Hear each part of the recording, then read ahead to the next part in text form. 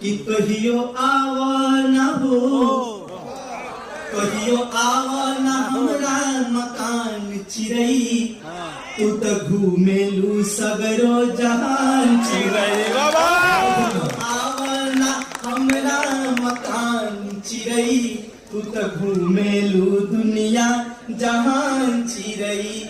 आवे गौआ के जबरे ध्यान चिरई, आवे गौआ के जबरे ध्यान चिरई, अखिया हो जाला लोहुआ लोहान चिरई।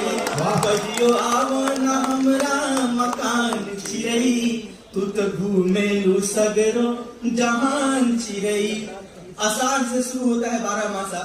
तो मेघ बरसल की पानी पटावल गईल, मेघ बरसल की पानी पटावल गईल, दलही पूरी से